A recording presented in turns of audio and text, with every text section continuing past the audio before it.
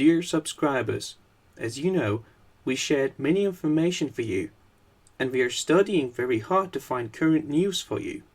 However, I cannot use this channel for future.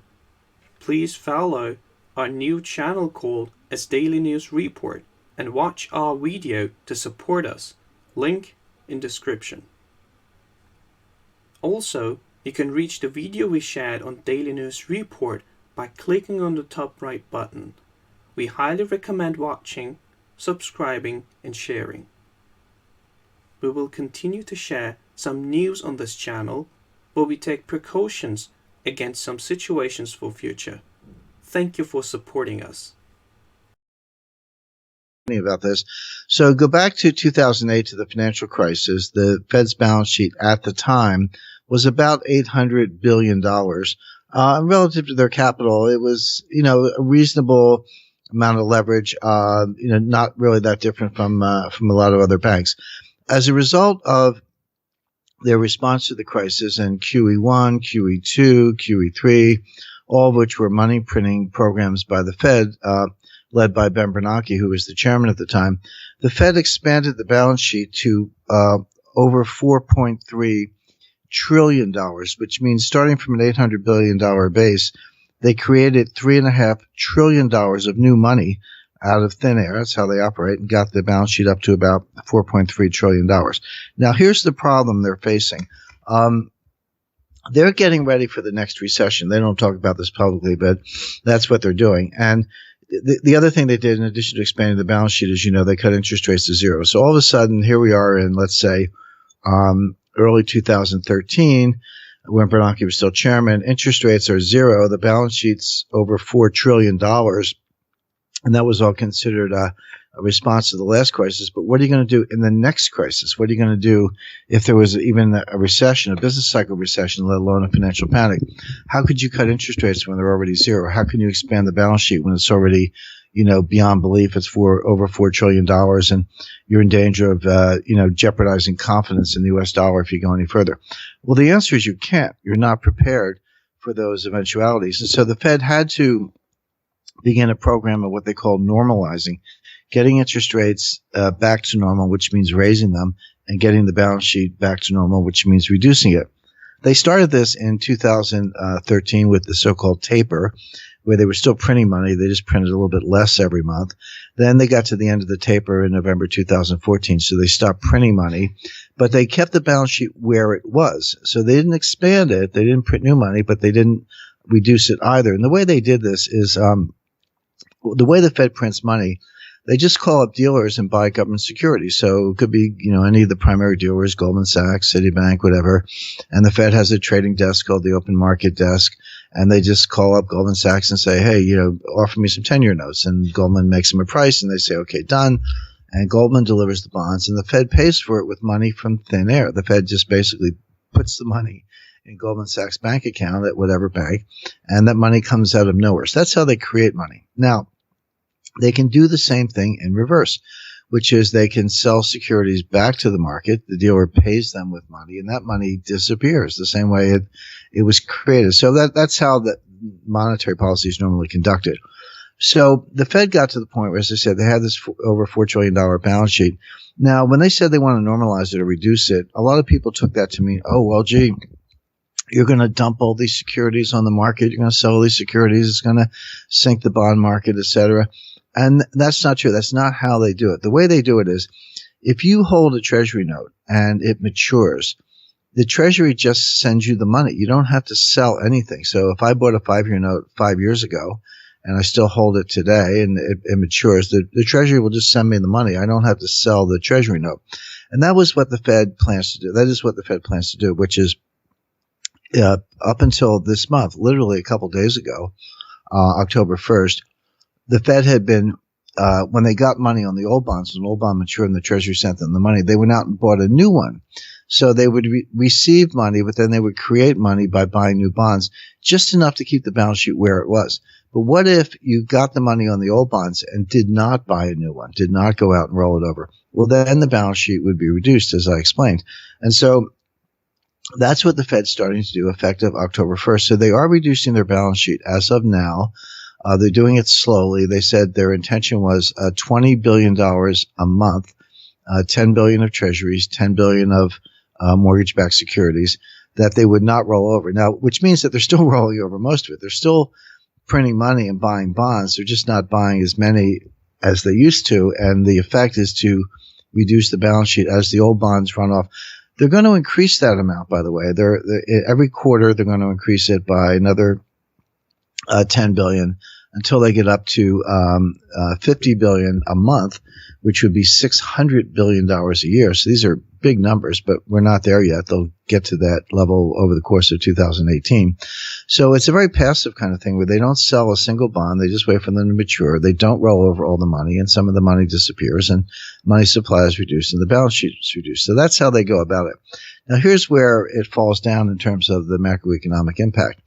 For some reason, the Fed wanted us to believe that quantitative easing was stimulative, that it helped the economy, but quantitative tightening, which is what we're talking about, isn't going to hurt the economy. They want us to believe it's asymmetric, that printing money is good, but not printing money is not bad. That makes no sense.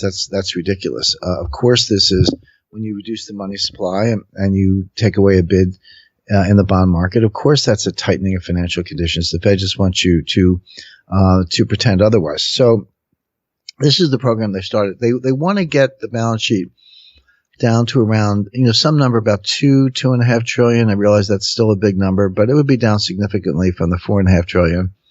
And the other thing they're trying to do is get interest rates up to about 3.25%. That's what these recent rate hikes have all been about. So, and say, why is the Fed doing this? Well, they know from history, there's good reason to believe that if the U.S. economy is in a recession, you have to cut interest rates 300 basis points or 3 full percentage points to get the U.S. out of a recession, maybe more than that, maybe even as much as 4 percentage points. Well, how do you cut interest rates 300 basis points when you're only at 100 basis points to begin with? Well, you can't. You can't do it. You can only get back down to zero. So what the Fed is trying to do is, in addition to raising rates, their fear is that we'll hit the recession before they get rates up to 3%, and that the recession will start when rates are, 1.5%, maybe 2%, and they'll cut them all the way back down to zero, but then they'll be stuck again. They will not have cut them enough to get out of the recession, but they can't cut them anymore because they're at zero. Well, then what do? Well, go to QE4. Then you go back to money printing, basically replay the whole Bernanke playbook from 2008 to 2013. Well, the problem there is, how do you do more QE if you haven't normalized the balance sheet without destroying confidence in the dollar? The answer is you can't. So reducing the balance sheet and increasing rates are basically, reloading the weapons, basically reloading the toolkit. They're raising rates so they can cut them, and they're reducing the balance sheet so they can expand it in the next recession. The problem is, the finesse is, how can you do that without causing a recession? How can you tighten monetary conditions in what is a very weak economy without causing a recession? You probably can't. I don't think they're going to be able to pull this off. They think they can. They talk about it. They explain it to you. But in my view, we will, in fact, hit either a normal business cycle recession or a financial panic before the Fed gets back to normal, either in rates or balance sheet size. And then they're going to be out of bullets again, and then we'll go to QE4, but we'll be one step closer to really the complete loss of confidence in the dollar. Now, I hear you saying all this, but I'm also picturing Janet Yellen saying that we're not going to have another financial crisis in our lifetime. So on one side, you're saying that they're doing this preparing for a recession, and she's out there saying that, we're not going to have anything coming, or, anything bad is going to be happening anytime soon. Well, first of all, let's separate business cycle recessions from financial panics, because they're two different things. Business cycle recessions, come and go. We've had, I think, 14 business cycles since the end of World War II. They're pretty, normal affairs. Very few people can predict them. The Fed has never predicted a recession. Most mainstream economists have never correctly predicted a recession. I'm not saying they're easy to forecast, but it is easy to say that they happen with some regularity, because, as I say, it's happened 14 times since the end of World War II. And all that happens is, the economy grows and grows, and unemployment goes down, and then prices start to go up, and the Fed watches, and the prices go up some more, and the Fed goes, we better tighten. and then they tighten more. They're always late in the cycle, and they tighten, and sooner or later, by raising rates, and then they over tighten. They cause the economy to slow down. Housing market declines, unemployment goes up, inflation goes down, and the economy gets weaker. And then we're in a recession. The Fed goes, oh, we better ease, and then they cut rates, et cetera, et cetera. So all the Fed does, the Fed never leads the economy. The Fed always follows the economy. They tighten in the late stages of an expansion, and they cut in the late stages of an economic correction or recession. So that's a normal business cycle. A financial panic is different. A financial panic seems to come out of nowhere. It's some unexpected event, whether it was 2007, the collapse of a couple of Bear Stearns hedge funds, or in 1998, the Russian default and the collapse of long-term capital management, or in 1994. The Mexican default and the so-called tequila crisis, or in 1987. It was portfolio insurance and the interaction between the futures market and the cash market, and basically a lot of feedback loops, recursive functions between the two markets that took the markets down. So the crisis can come out of nowhere, can be very unexpected. Now, sometimes they go together. In 2007, 2008, we had both. We had a recession and a panic. In 1998, we just had the panic. There was no recession in 1998. In fact, the stock market went on to hit all-time highs in 2000. In 1987, there was no recession. We had the stock market fell 22% in one day, but there was no recession. In 1989, we had a recession, but no panic. So sometimes they come separately, sometimes they go together, but they're both on Janet Yellen's radar screen. To come back to your question, Dave. So let's separate them. On the business cycle, the Fed has never predicted a recession, but they know they happen. So they're saying, well, we're not predicting one. We don't necessarily even expect one anytime soon, but we're getting ready for one because we know it's going to happen. And if we don't, reload the gun or replenish the toolkit, we'll be out of tools. We'll be out of weapons when the time comes. As far as financial panic is concerned, that's a kind of a complex dynamic phenomenon, or at least I think about it and analyze it using complexity theory, and other disciplines, behavioral psychology and Bayes' theorem and other branches of applied mathematics and history, and other tools that are not the mainstream toolkit. They actually work extremely well. I've had very good results with them, but most economists are not looking at it that way. But financial panics do seem to come out of nowhere, and you're always looking for signals. Now, when Janet Yellen said, we will not have another financial panic in our lifetimes, to me, that was the clearest signal that we were getting closer to a financial panic. It reminded me, my first thought was when Neville Chamberlain, who was the Prime Minister of the UK, returned from a meeting with Hitler and landed in London and said, I have brought us peace for our time, meaning there's not going to be a war. And of course, there was a war within months. So when the elites tell you one thing and that they're sure of it, you can be pretty sure the opposite is about to happen. So both things are in play. We could have a business cycle recession sooner than later. In fact, I expect we will.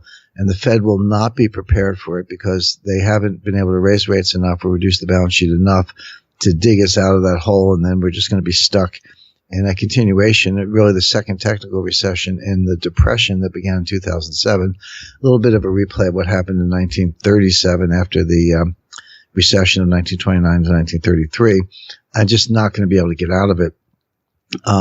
Or we could have a financial panic any day. We're primed for one now. I'm not saying it's going to happen today or tomorrow, but no one should be surprised if it does. It certainly will happen sooner than later because they also come around with a, kind of 7 to 10 year time frame like clockwork. I mentioned 87, 94, 98, 2008. I mean, you don't need a PhD to expect the next one any minute. And again, the Fed is not going to be prepared for that. So what I expect is that at a minimum, we'll be heading for a recession based on a weak economy. At worst, we'll have a financial panic worse than 2008. But unlike the last several times, the Fed will not be able to deal with it because they never normalized from the last time. Now, I wanted to add on to that, everything that you just said, and I wanted to touch upon the dollar and China and what they just did. They took the yuan, they priced it in crude oil, and they backed it by gold. And we see that, Russia, we see Venezuela now made the announcement that they're going to be, trading their oil in the yuan. Other countries most likely are going to join in with this. Where does the dollar stand, or the petrodollar stand, as China does this? I mean, is this the end of the dollar? It's the end. It's the beginning of the end of the petrodollar, and in some ways, the demise of the dollar as the benchmark global reserve currency. So that's a very big deal. And I'll talk more specifically, Dave, about a couple of the developments you mentioned. But I do want to emphasize for the listener that these are big processes, but they play out over time. It's not like we all go to bed one night and then we wake up in the morning and there's no more dollar. I mean, that's not going to happen. That's not how these things happen. They can crescendo in financial panics at times, but they generally tend to play out over long periods of time. And my example is how did the U.S. dollar replace pound sterling as the benchmark global reserve currency? How did that happen? Because you go back to 1910, 1911, the pound sterling was the global reserve currency, nonpareil, hands down. It was the world currency. You could get on a steamer in London and go to Bombay at the time, or Burma, or anywhere in the world, and that pound sterling was money good. And yet by the end of World War II, by 1945, the dollar had displaced it and sterling was sort of in ruins. It's still around. I mean, sterling is still reported to the IMF as a reserve currency. It's just a very small position, not a very important one. But how did that happen? Well, it actually happened over a 30-year period, beginning in 1914 and I was ending in 1944. 1914, of course, was the beginning of World War I, but recall that the U.S. was not in World War I at the time. The U.S. didn't join World War I until 1917. Technically, in 1914, we were still neutral, but the U.K., of course, was one of the combatants, and the U.K. needed everything. They needed food, they needed wool for uniforms, they needed weapons, ammunition, and they got all that stuff from the United States. But in those days, under the gold standard, you had to pay for it with gold. And so there was this large gold drain beginning in November 1914 from London to the United States. Some of it was done via Canada. There were concerns about putting gold on vessels because of submarine warfare, but we got the gold is the bottom line. So that continued through the 20s and 30s. In 1931, sterling devalued against gold. In 1933, the U.S. retaliated. We devalued the dollar against gold. In 1936, the UK devalued the sterling again against gold. They suspended gold exports going into World War II in 1939. And by 1944, you had these competing plans, John Maynard Keynes and for the UK and Harry Dexter White for the U.S. Treasury, and White's plan. I was actually a communist spy. So fronting for the Soviet Union a little bit, but his plan prevailed. And that was the end of sterling. And from then on, we were on a dollar gold standard under Bretton Woods. My point is, the dollar surely replaced sterling as the global reserve currency, but it took 30 years. I don't think this new transition is going to take 30 years. It might not take 30 months, but it's not going to happen overnight, instantaneously. It's a process. So you have to watch the process. You have to watch the individual acts play out. And I'm seeing them everywhere. Russia has tripled its gold reserves in the last 10 years. Why would you triple your gold reserves if gold is not a monetary asset, doesn't have a large role to play in the future? China has tripled its gold reserves officially. I would say unofficially, probably more than quadrupled its gold reserves in the last 10 years. Again, same question. Are the Chinese stupid, or do they see something that most people don't? Well, they're definitely not stupid. I spent time in China. I know a lot of people there. They know what they're doing. So they clearly see a future, backed by gold, in which gold is once again a primary monetary asset. Now, the specific point you made, Dave, about this oil for yuan, so let's unpack that a little bit, because it's not. It is a big deal, but it's kind of 3 or 4 separate contracts that are strung together with straight-through processing to synthetically come up with this. But what China's saying is, hey, we're the biggest oil importer in the world. We buy more oil than anybody. We don't have much oil. And the biggest sellers, of course, are Saudi Arabia, Russia. And we would like you guys to sell to us in yuan. We'll pay you yuan. And Russia's sitting there saying, well, what are we going to do with the yuan? I mean, there's no bond market to speak of. There's no large investable pool of yuan assets they can buy. There's not that much they can actually do with the yuan.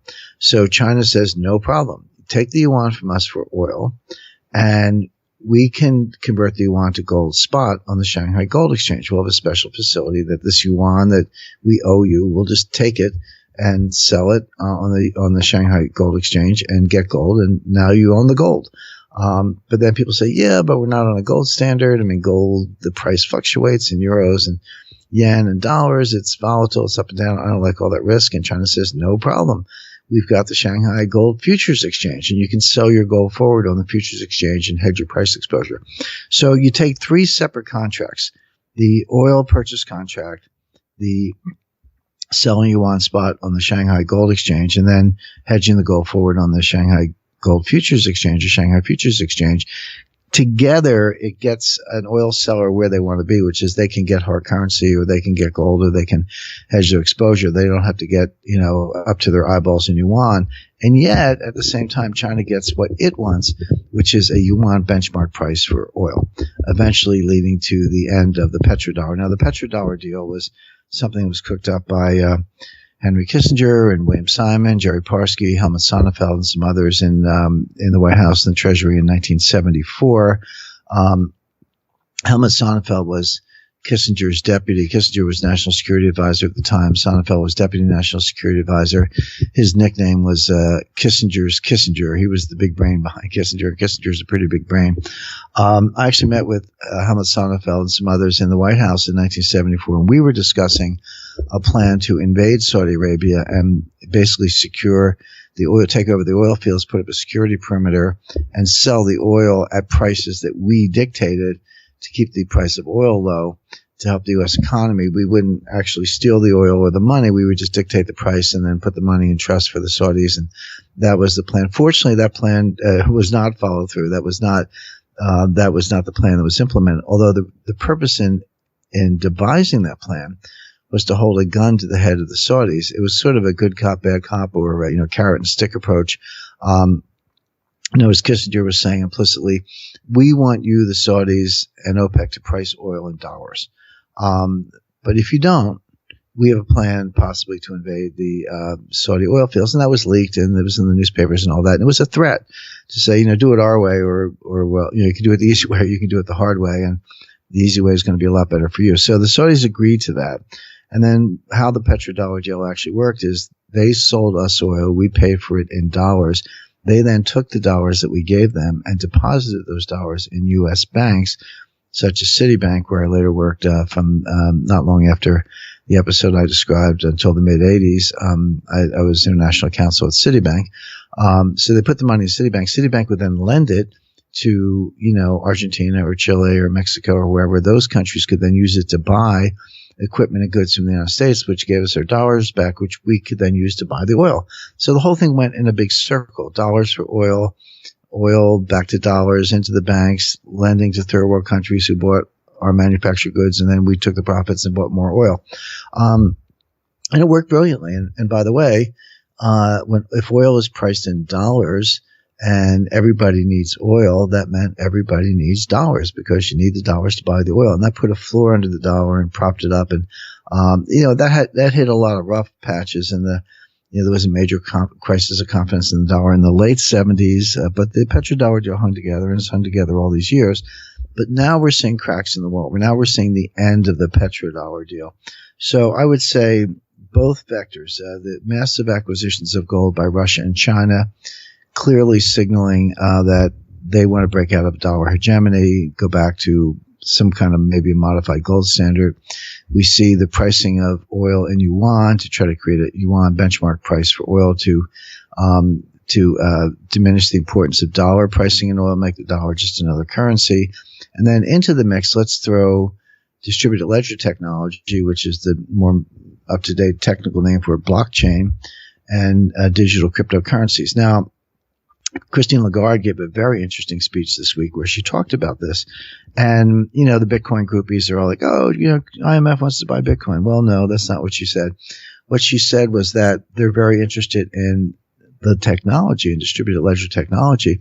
I expect, and by the way, the dollar and the IMF has their own kind of world money called the SDR, the special drawing right, the euro, the yen. All of these currencies are digital cryptocurrencies. I mean, the vast majority of all the transactions are digital. You don't, I mean, you and I, we don't get paid when I was a little kid, they'd give you a pay envelope at the end of the week with, however many $20 bills stuck in it. It's not how you get paid today. You get a direct wire or direct deposit to your bank account. You pay for things with your credit card or your debit card. People used to be embarrassed to use a credit card for a cup of coffee. Now it's like, hey, who cares? $2, swipe my credit card, done. So all of our money is digital today. You might have a few bucks in your wallet, but not many relative to the amount of financial transactions you do.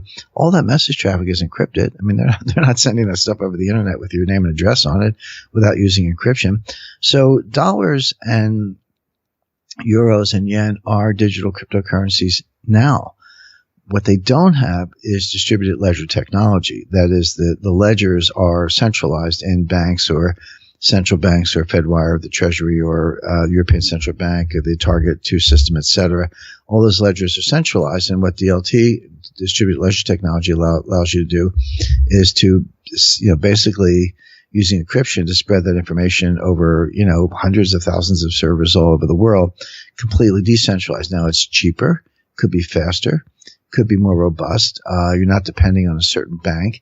Maybe you recorded a server, so you blow up the server. Well, who cares? There are 10,000 other servers with the same, chain of information on it that can validate the transaction.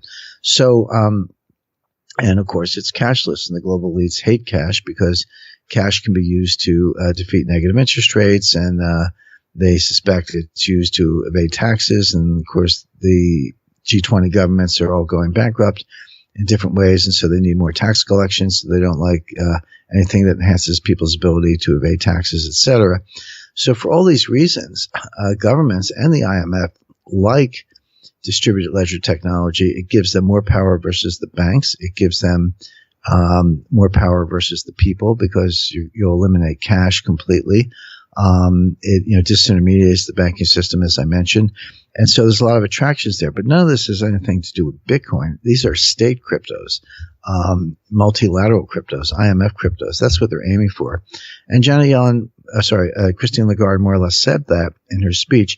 She used the phrase dollarization 2.0. I took one look at that and said, no, you mean de-dollarization 2.0.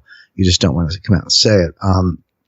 And so I would say that this acts as an accelerant in the rise of world money, rise of the SDR from the IMF, on top of everything else we talked about with Russia and China and gold and the end of the petrodollar, all of which is pointing in the same direction, which is ultimately a diminution in the role of the dollar and the role of the dollar payment system in global financial transactions.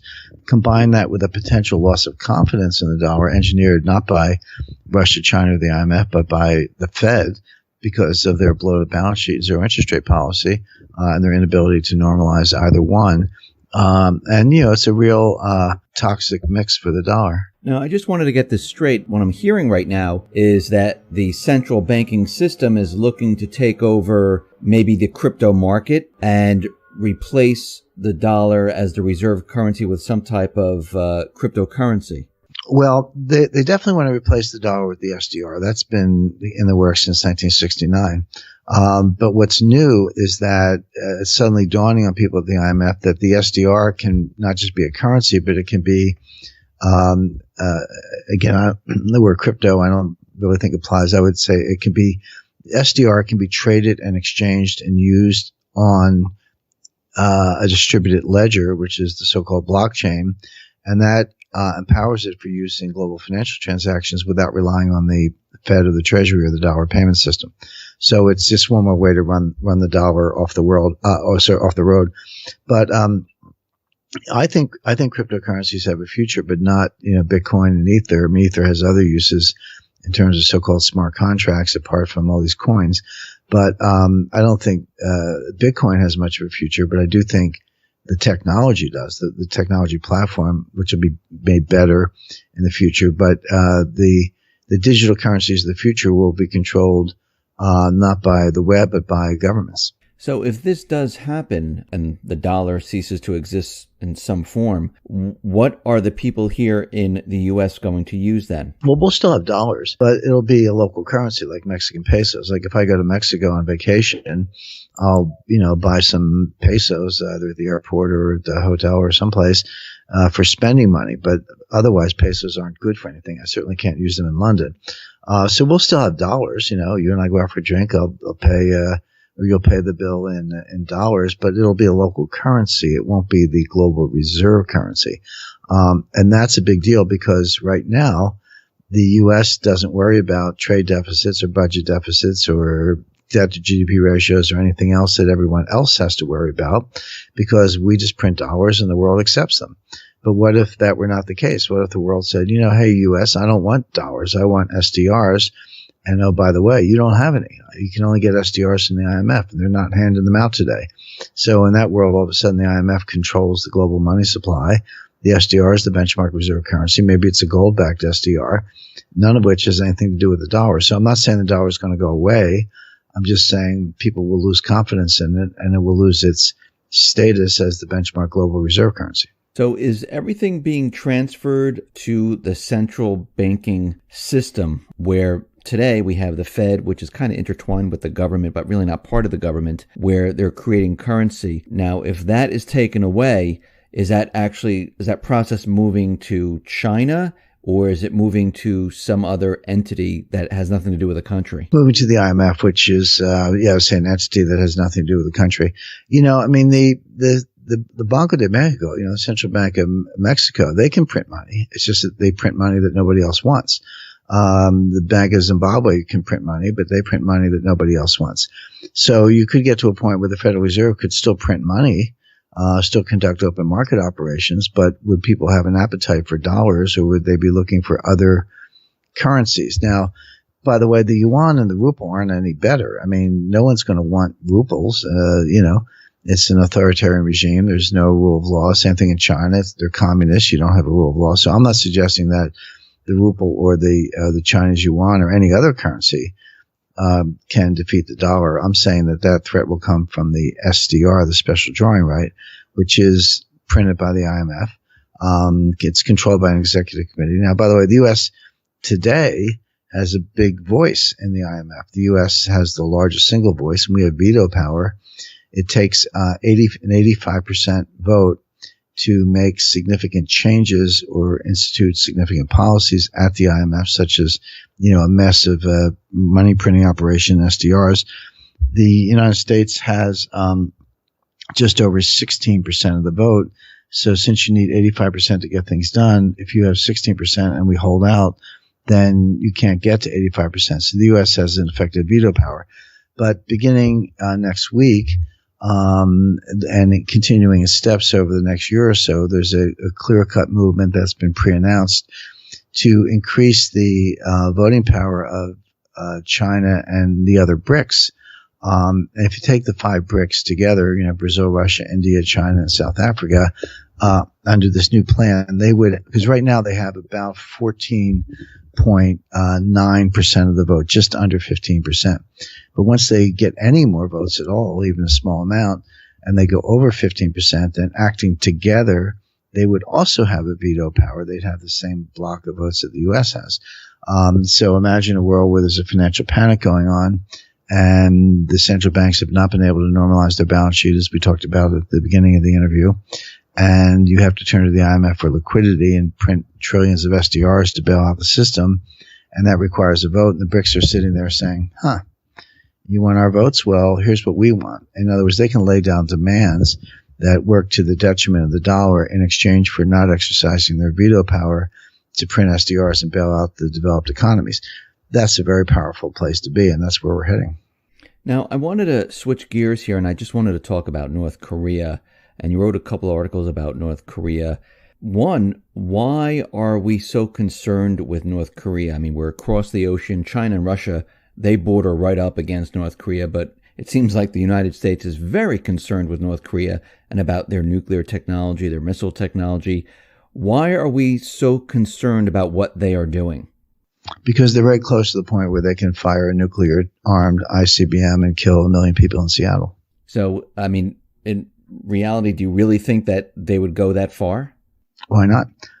They have some unfinished business in South Korea.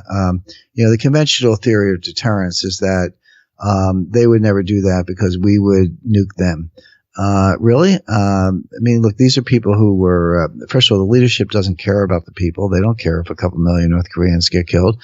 They had a famine in the 1990s. People were eating bark off of trees.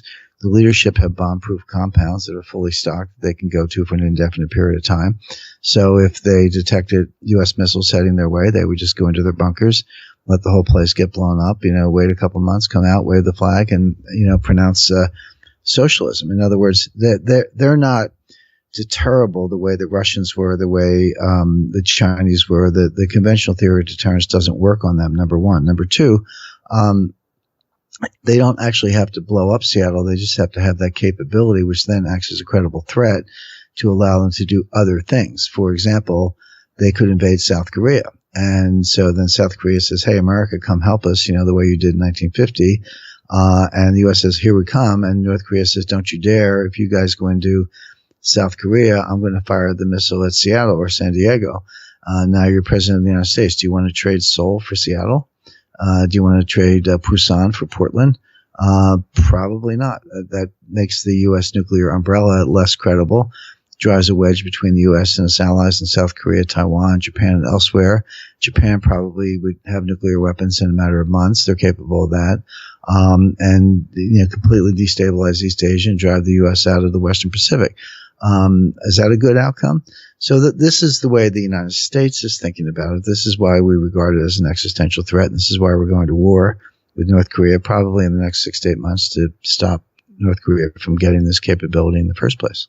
So you think we're definitely going to war? I mean, you think troops on the ground, or you think just a war from the air? Because is China and Russia just going to sit back and watch this? A couple things.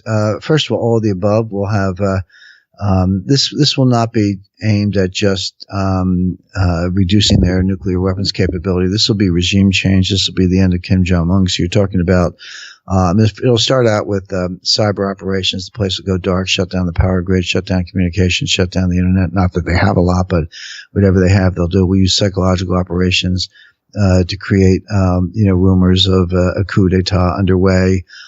Special Operations Command will go in to, specifically target the leadership and some of these facilities. Then we'll use massive strategic bombing to disable the artillery barrage. It'll be aimed at South Korea, and then probably some troops on the ground, just to, secure the capital and make sure the regime change is effective. Plus a secret weapon. I launched in Washington last week with a top national security advisor to the Chinese Politburo, and I started discussing secret weapons, and first she laughed, but it was that kind of nervous laughter that people use when they actually don't like the topic. And then she got a little more sober, and then she said, actually Ash Carter had said the same thing to her. Ash Carter is a former Secretary of Defense. So, when you say secret weapon, people kind of roll their eyes, but the atomic bomb was a secret weapon until we dropped it. And even after we dropped it, we had to do it again because the Japanese still didn't believe it. So my point is, do you really think that DARPA and the Defense Department and Raytheon and Los Alamos National Laboratory have been sitting around twiddling their thumbs for the last 10 years? No. They've got weapons that we don't know about specifically. There's a thing called kind of a non-nuke nuke. It uses nuclear technology to create a subcritical reaction that releases enormous energy without the radiation. So it's kind of a sort of nuclear weapon, but not exactly.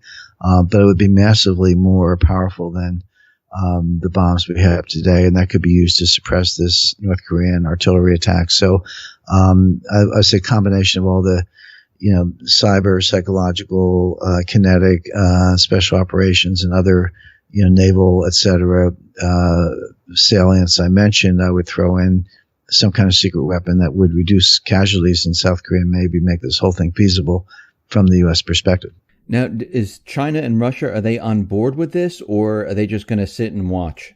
Well, if you're Russia, you'd love to see the United States waste another $1 trillion, kill a bunch of Americans, kill a bunch of South Koreans. I mean, this would be horrendous for the United States and for South Korea. So if Russia, it's like being a spectator, watch the gladiators kill each other and you just sit there and, pass the popcorn.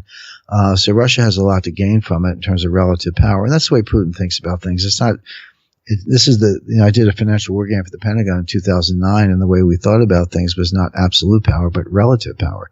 Could you end up with more power than you started relative to the other guy, even if everybody lost a little? So Russia has the most to gain just by being on the sidelines. Now, China, I agree, this seems to threaten a number of their interests, but the U.S. would talk to China in advance and assure them that their interests would be looked out for. Now, that's delicate because, we don't even trust the South Koreans not to tell the North Koreans. So you don't want to tell China too early what you're doing because they could tell the North Koreans and help them prepare, et cetera. Having said that, you do have to tell them specifically at some point, not like generally the war, the tempo and what the French call les logiques de guerre, or the logic of war, that's already playing out. The United States invaded Iraq in March 2003.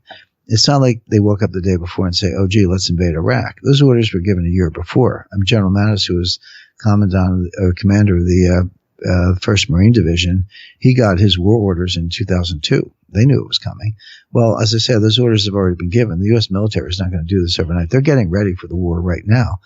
And that signaling is out there. The markets are oblivious. The markets seem to be sleepwalking through it.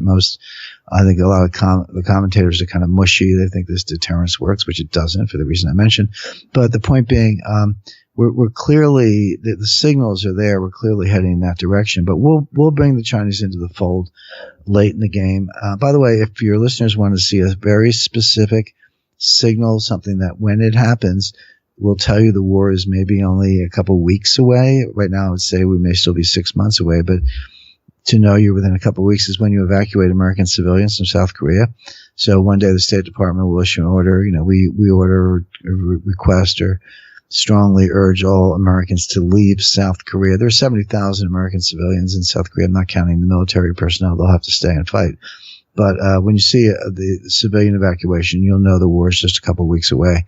But China, what does China care about? They don't want reunification on our terms, meaning putting South Korea in charge, that we would give them some assurance that they would be partners in reunification or reconstitution of a North Korean regime on terms acceptable to them. We'd give them that assurance. We'd tell them that we're not going to go anywhere near the Yalu River, which is the border between North Korea and China. So, you don't have to worry about a replay of 1951 when, 52 when Douglas MacArthur was ready to invade China, and basically give them all the assurances they need with respect to their interests, but tell them we're going to go ahead anyway because of our interests. James Rickards, thank you very much for being on the X22 Report Spotlight. Once again, how can people see all your work? Well, thank you, Webb. My website, jamesrickardsproject.com. I've also started a new company using artificial intelligence and teamed up with IBM to do the predictive analytics I talked about on this program. That's called Miraglim, MERAGLIM.com. So have a look at miraglim.com, and also very active on Twitter at James G. Rickards. And my book's most recent one, The Road to Ruin. James, thank you very much again for being on the Spotlight. I really appreciate it.